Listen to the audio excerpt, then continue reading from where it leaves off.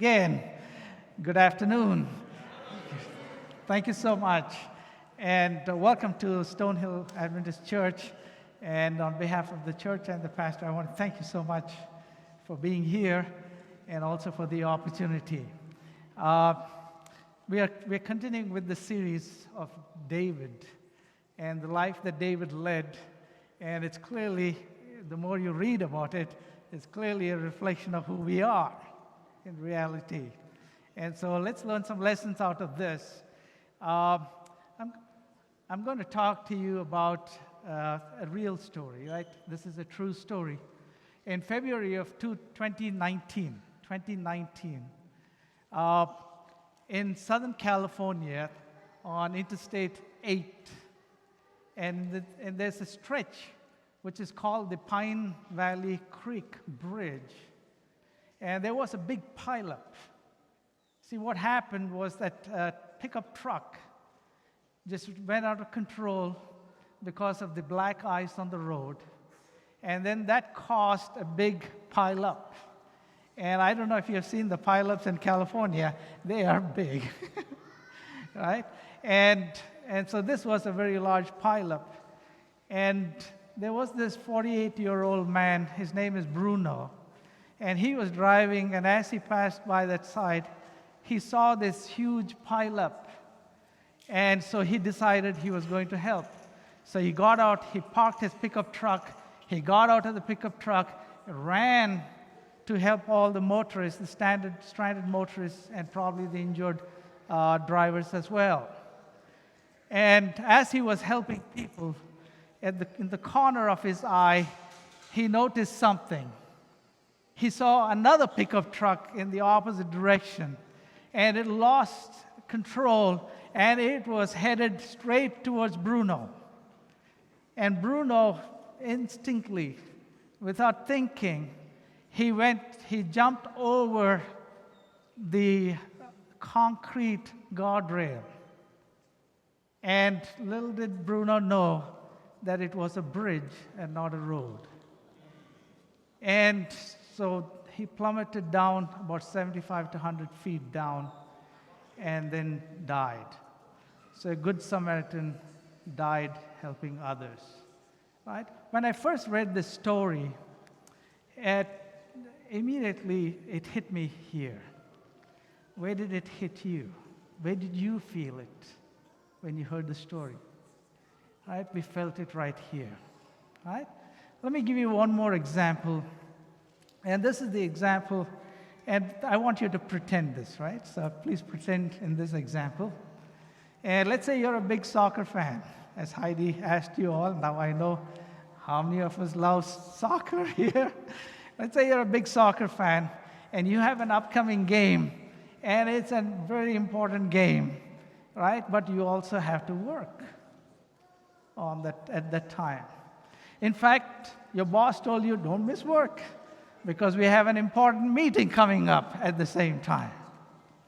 And so you thought about it for a long time.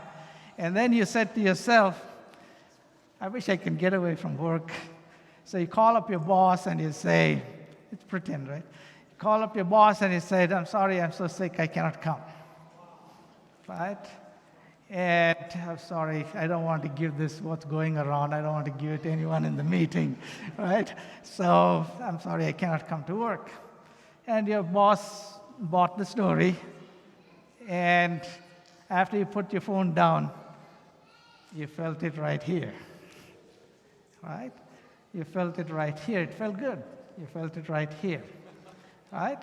So today, I'd like to talk to you about a few things. Today's story is about David. And here's a story, an interesting story. Probably would be the most fascinating story for tabloids of the times of Judah or the times of Israel. There is really a times of Israel, the old times of Israel. And in that story, the story would clearly say that David had lots of temptations, that David committed a sin, and that David covered it up. It was a royal cover-up. after the fact of what happened. Now, if we all go home today thinking, that poor David, that's a tough one, right?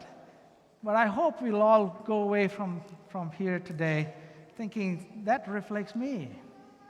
That reflects me, and that's exactly what we all go through. So there's something that's going on here regarding sin. And that's what I'd like to explore today. And now, Jesus, in his teachings, he said, a good tree will bring forth good fruit. A corrupt tree will bring forth bad fruit. A good man, right, out of the treasure, or a good treasure in his heart, will bring forth good things. And a bad man, out of the evil treasure in his heart, will bring out evil goods. So there's something going on here, and that is related to the heart itself, the heart of the matter, right? And so there's something that goes on right here. And if that's the origin of sin, that's the origin of temptations, and that's the origin of everything that good and evil, then that kept me wondering about it for a long time. So this is something that I've been thinking about maybe for 8 to 10 years, trying to understand what in the world is this heart, and what in the world is this mind. And why does the Bible use the word heart? We use the word heart a lot, right? We say, for example, a broken heart. The Bible uses this about 884 times. A broken heart, a clean heart, a deceitful heart, a pure heart, a proud heart, a wicked heart. And even in the English language, we use them as idioms, right? Cross my heart, right? A heavy heart, a faint heart, right? We even use words like bleeding heart. And then we use words like heartland. So what is it about this word heart that we use so much in Christianity and in the Bible? And so I thought, let me find out. So this is what happened, and this sermon is all about that. And why does God say the good and evil comes out of the heart of a person? So here's the outline of what we're going to do today. We're trying to understand sin, and the basis of understanding sin requires us to understand what a heart and what a mind is. And I'm hoping that by the time we're done with this talk, we will know a little bit more about it. I learned a lot myself in the last 8 to 10 years, trying to understand what this heart is. And so then we are trying to understand how God judges people's hearts. How does God judge people's sin? Right? Yours, mine, and David's. And then finally, how do we deal with sin? It's not going to go away until we see Jesus Christ coming in the clouds of heaven. This is going to be with us. So how do we deal with sin? And God has given us a way to deal with it. And so that's what we're going to talk about today. All right, so let's try to understand sin by trying to understand the heart and mind. So this is where I started with. And so this is Deuteronomy 6:5.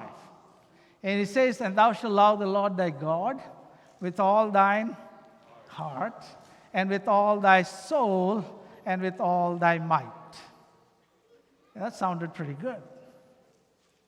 But there's something missing. Where's the mind? Where's the mind? Right? And so I thought to myself, this is probably something that will require some translation. See, the Old Testament is written in Hebrew and Aramaic. And so my brother, he's an expert in biblical languages. And so I called him up one day and I said, where's the mind here? And so I got some advice on that. And so this is how it's going to work. So in the Old Testament, the Aramaic, the word is called lev, sometimes called L-E-B, lev, levav. It's just one word. The one word will describe the heart, the mind, and also the physical, the beating heart. Just one word that will take care of all of that. All right, so this is from the Old Testament. And so it's used purely based on context and the use of the word leb or leval. And that's about it. And so there are some instances, for example, we read about a character in the Old Testament, and the guy got a heart attack, and he keeled over and died. And in that case, the Bible described the real physical heart. But for the most part, it means the metaphorical heart and the mind. So that's the Old Testament. What about the New Testament? The New Testament is written in Greek, and this time we have a little bit more information.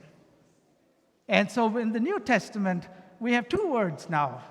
One word to talk about the heart, right? And that's called cardia. So now you know. You go to a cardiologist to take care of your heart, right? So this cardia, that's the heart. And we still use and then we have for the mind called nous or diania for the mind. Nous is direct knowledge. Diania is inferred knowledge, still the mind. Okay, so now we have a little bit more information to work with. And so we have a heart, and we still have the metaphorical heart as well in the New Testament. Right? So this is the basis on that. So now let's go and figure it out. So what does Jesus say in the New Testament about the heart and mind?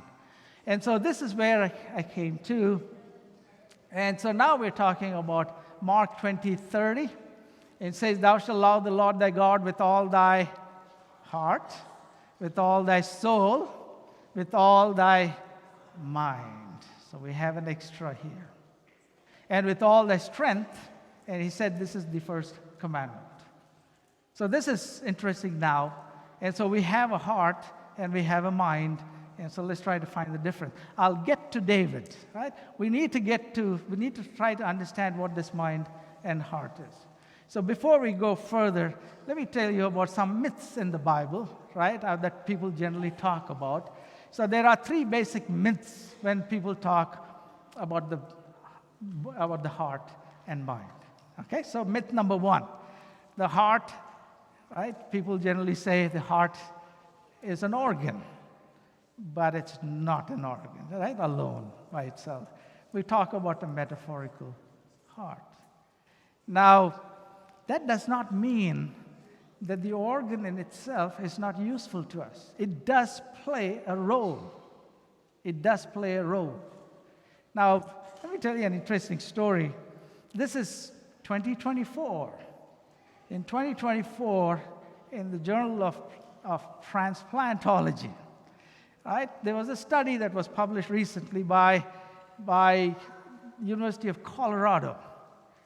And they studied about 47 people that had transplants.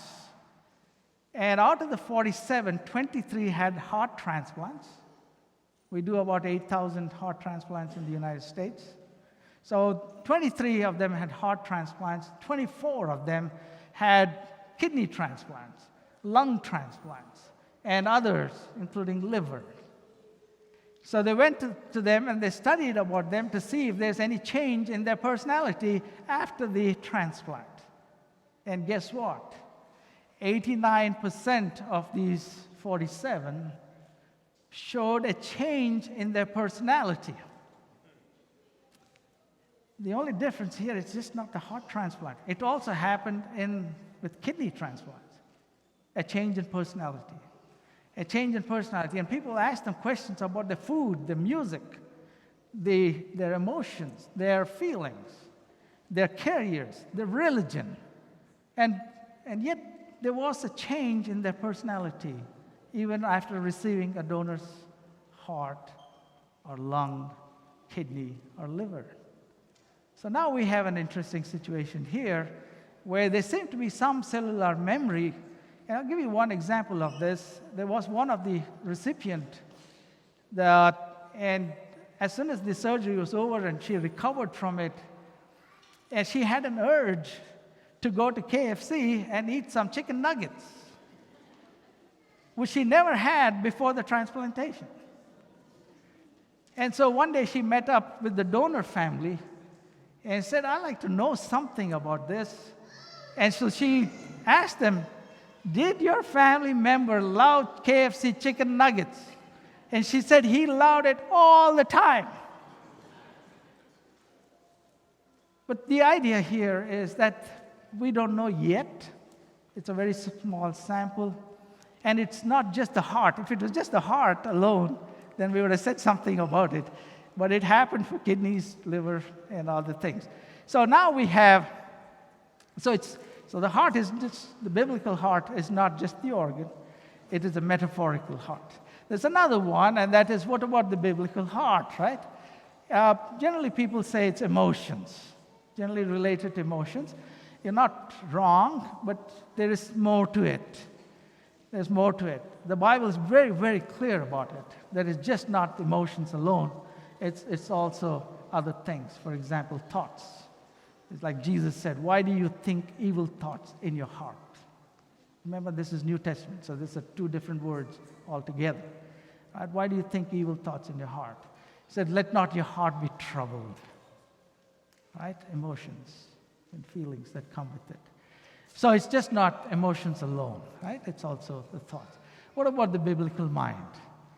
And this is where people said, oh, it's the rational thought and devoid of emotions. No emotions in it, just pure thinking, pure thought. That's also wrong. The Bible is very clear that it is, yes, it is thoughts, rationality, but it's also emotions and feelings that go with it. So we have a situation here where the Bible is very clear on both heart and mind. So is there a difference? Is there a difference between the two? And perhaps there is. So that's what we're trying to talk about. So what in the world is the biblical heart? And what is a biblical mind? Right? So that's what we're trying to capture right now. So let me ask you all a question. How many of you talk to yourself? I do, right? We all do, right? Sometimes to inspire us, sometimes to motivate us. Sometimes we're angry at our own selves, right? The question is, who are you talking to? Who are you talking to? Right? And so this is where I like to introduce something new here, and that is, I want you to get the difference between an I and a me. Okay? An I and a me. Now, and I'll give you the proof for that in just a minute, but an I and a me. So the I is the agent, right? So if your favorite sports personnel scored a goal, right, and you say, Ronaldo scored a goal, that's the I for Ronaldo. Right? So the I for me is Ravi, the I, Pastor Depot, and then put your name there to that. So that's the I, the agent. Even in your dreams, the agent is pretty active. Right? The agent, the I, is because you're always the star in your dreams, correct? And it's always you doing the action. So that's the I. What about the me? The me is the one the I is talking to. Who's the me? The me is all your memories, your desires, your future plans, your beliefs. That's the me, your personality. Right? Everything from the time you were born to this day, your experience is the me. Now you may say, that's pretty much I, me, what does it matter, right? And so let me tell you another, this is, again, all true stories. And this is a scientist. This is a scientist in Stanford. And he's also a physician. And one of the things that they do is during, there are lots of people with epilepsy. They go through seizures, sadly. And one of the best ways is sometimes with medication, you can control some of these things. And in other cases, you have to go and figure out where the focal point is and see if you can surgically do something about it to stop the seizures from happening. So to do that, you insert electrodes directly into the brain. So it's a surgical process. You connect that to a monitor, and then you keep track of all the electrical activity that's going on in the brain, hoping to discover the focal point of the epilepsy. So this is an accidental discovery. So the electrodes look something like that. It's just stuck right inside, deep inside. And so you're able to read the electrical signals and figure out from where it comes from.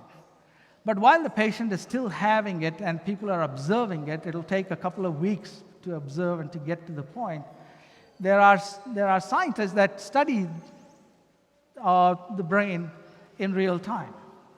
So this is how an accidental discovery happens. And then, so they stimulate and go back and stimulate different areas to see how it would react. Maybe it will cause the epilepsy to happen again, and therefore that must be the focal area. So this is an accidental discovery. They found there was this one little area that they stimulated, and something happened. The I separated from the me.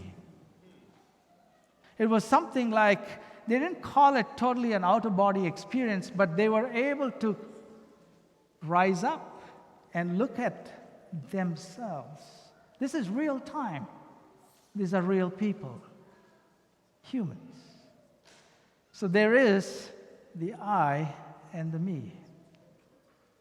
In my opinion, the I, the me, is the metaphorical heart. This is private. This is deep inside, and it's all me, not even my spouse. It's just me and me alone and me and my experiences. This is the metaphorical heart. And this is why Jesus said, right, don't think evil things in your heart, right? It's all about me. It's private. It's entirely private. What about the biblical mind? The biblical mind is geared towards public. The I and the me now will have to interact with the world. We'll have to interact with the rest of the world. And so that's when your spouse comes into picture, your family comes into picture, your friends, your church, your public, everybody else. And this I has to interact with that. And so this I is now interacting, and that's how we live a life. That's how everything is. Now you may say, okay, is this biblical? Is this something that is true? Yes, absolutely. If you read Matthew 1:19, and this is where Joseph, the betrothed to be the husband of Mary, found out that Mary was pregnant with Jesus, right? And he said what? He did not want a public embarrassment. He did not want the I, Joseph, to cause a public embarrassment to Mary. But he privately decided to put her away, in the sense to divorce her, till the angel spoke to him and put some sense into him, right? So this is the relationship, again, let me recap. The I and the me is the biblical heart, the metaphorical heart. The I, with interacting with the others, is the biblical mind. So everything that happens outwards is down here. So let's recap it this way here. So here's the I. This is the I, the agent. Me is all my experiences, private. It's private. It's private even away from our spouses. It's all about that. Then we have the I and the interaction with others, and then that's public. That's public. This is what the public sees in us. But the public can never see the me in me. Never. Unless I chose to tell you. Right? So this is why when Jesus said you should love the Lord the God with all your heart and with all your mind, he wants a total commitment. Not what the public sees, but what you in private do. And it has to start from there. All right, let's come to David now. Let's get to David now. So David is the I. David, with his experiences, is the me. And now David is interacting with others. Right? So here's David on the balcony. He sees a pretty woman. Right? And immediately must have aroused certain feelings in him. But he waited. He called his servants and he said, "Who is this woman?" They said, "David, this is Uriah's wife." Maybe you should stop thinking now, right? And so this is the interaction between the others and the I, and some sense of understanding that David had. In fact, at that time, David had 6 wives. 6 wives. That's the biblical account. 6 wives. And yet, in spite of that, David went ahead with his thoughts and feelings. And these are private thoughts and feelings. And out of that, so now we're in the reverse direction here, and that is the desires that David had. And then came the actions. That's the cover-up. That's the cover-up. After the sin, there was a big cover-up, a royal cover-up. Right? And that is trying to get Uriah killed. And that's a good man like Uriah. Right? He did not even want to go home and sleep because the children of Judah, the children of Israel, and the Ark of the Covenant was in the open fields. And he did not want to go home because the others were out in the open field. And yet, David got Uriah killed in the process with an excuse. Right?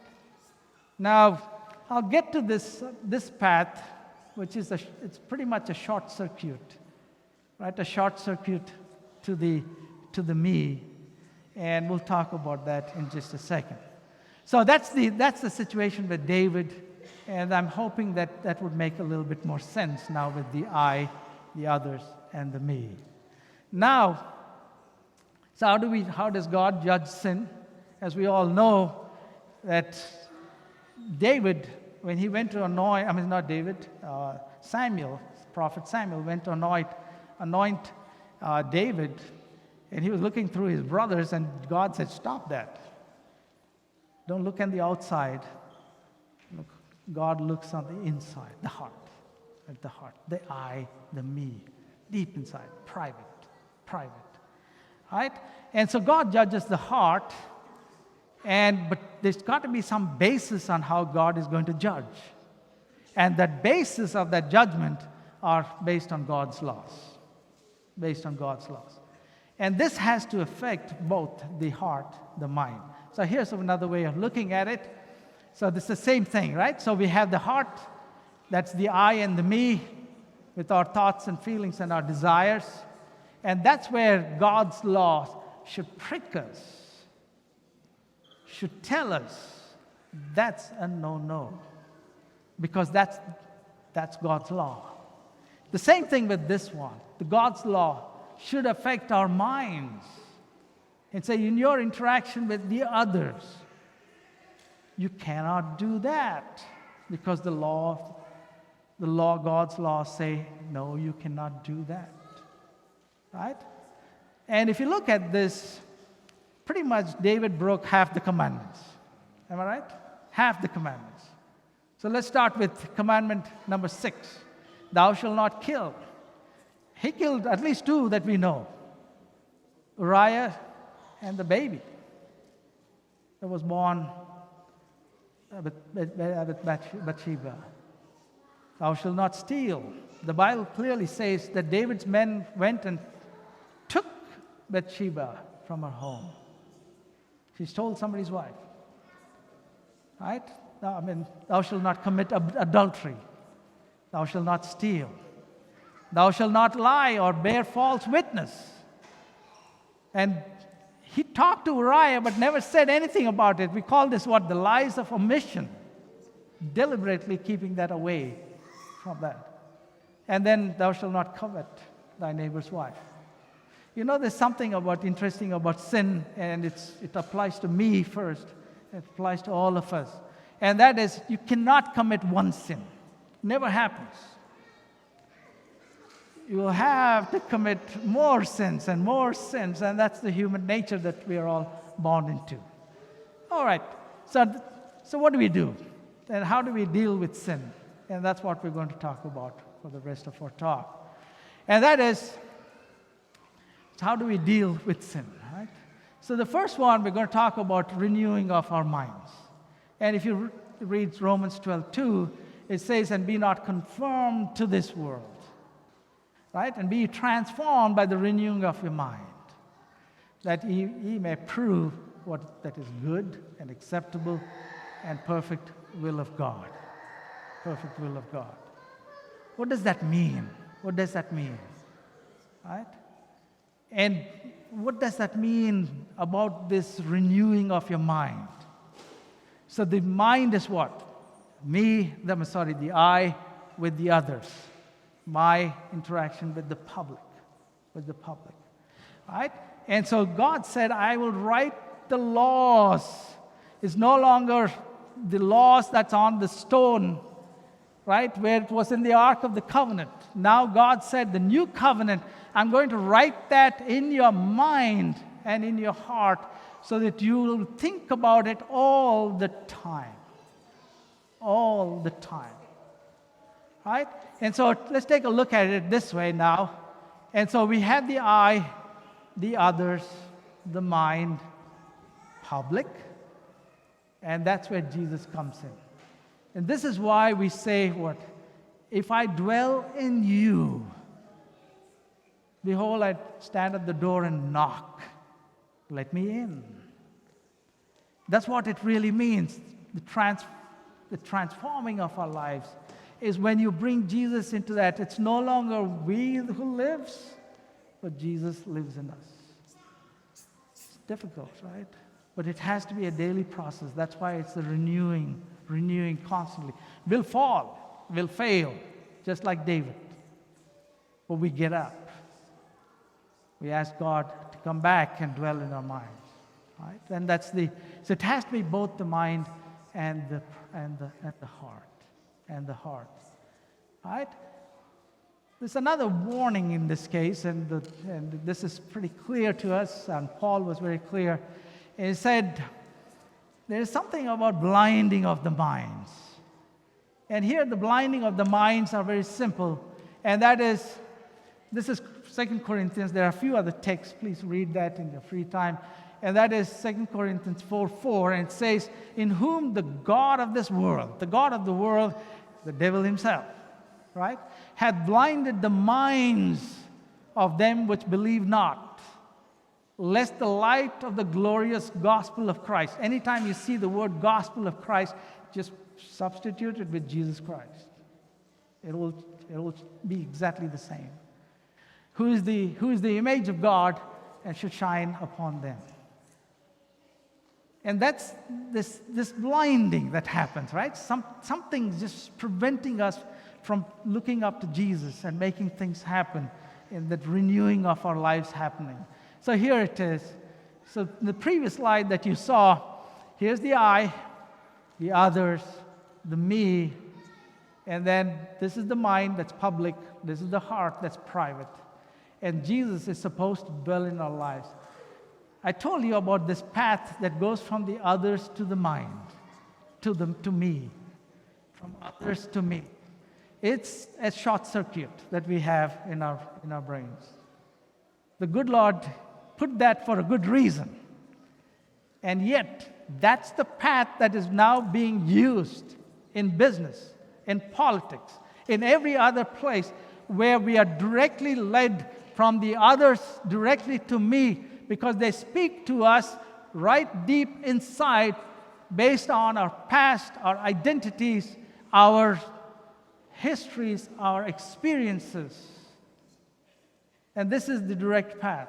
When such a direct path happens, it happens in investing, it happens in business, it happens in pretty much in a lot of fields and around the world. where people have learned to use the short circuit to try to get people to do things, to buy things that we don't need, and yet we go buy it. All right? So how does this path work?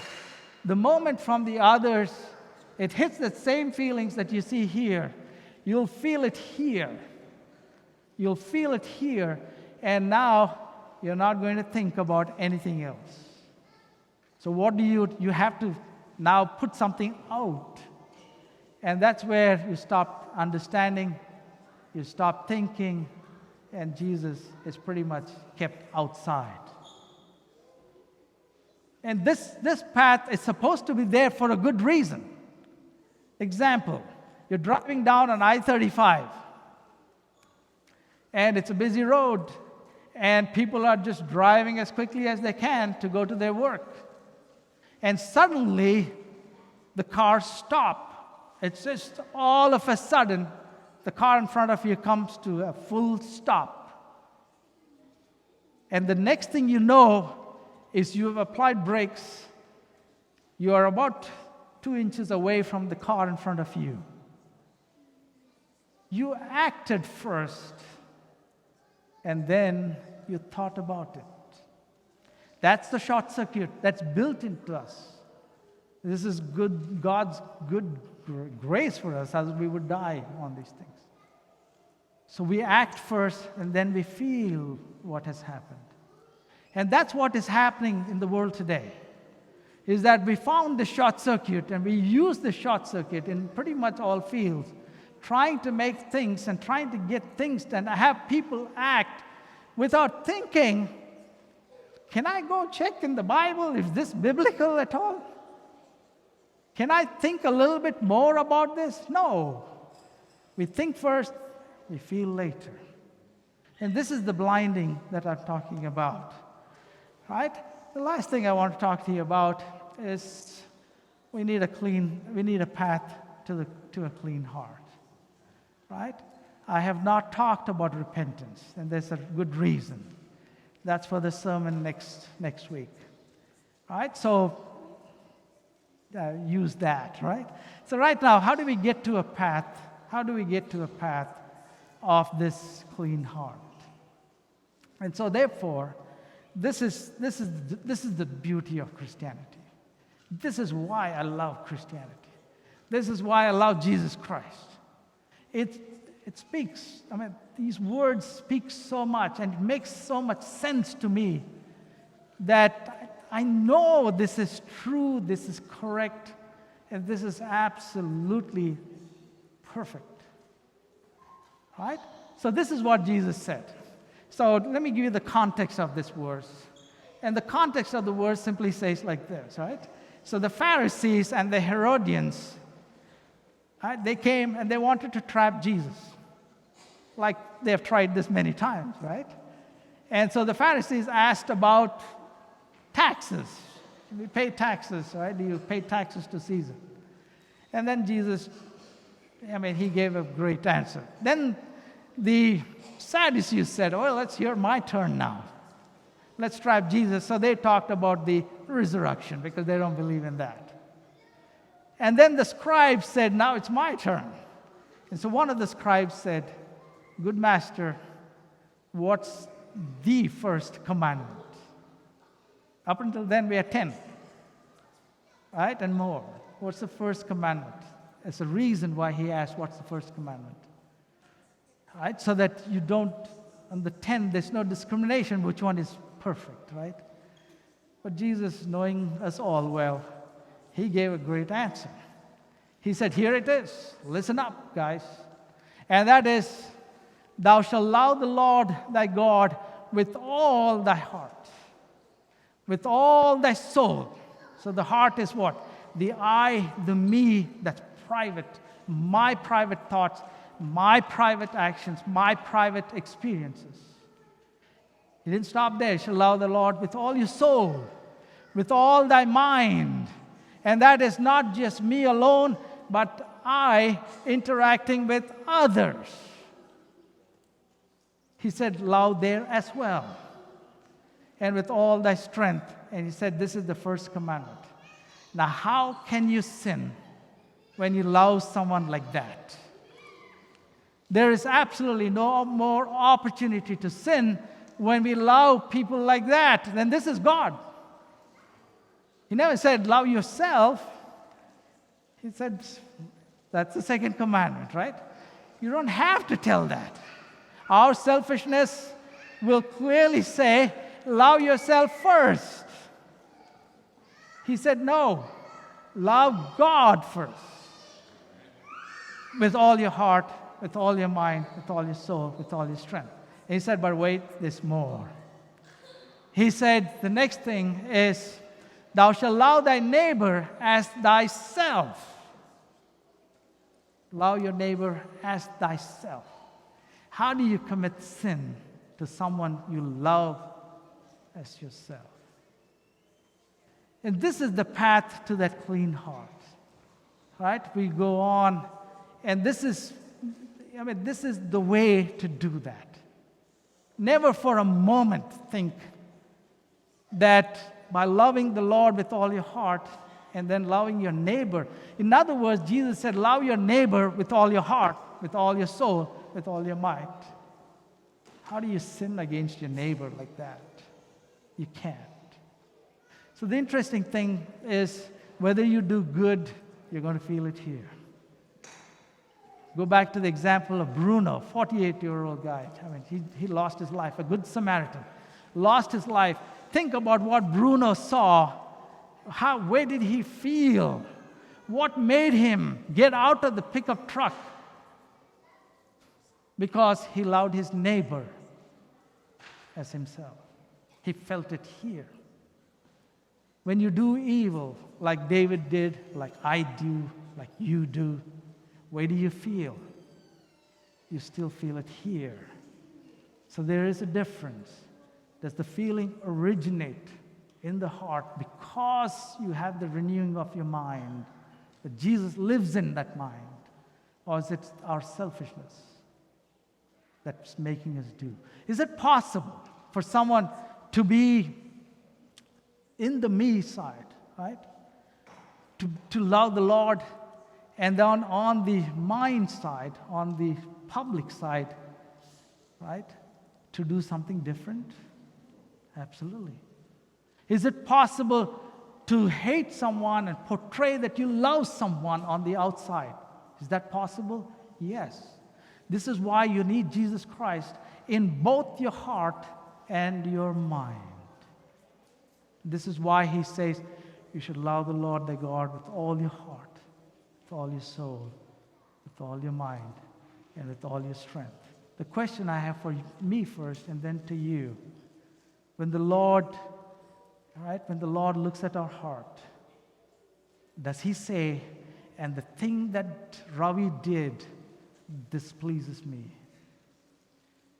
Does he say the thing that, and put your name there, says displeases me? Or does God say, later on God called David a man after his own heart?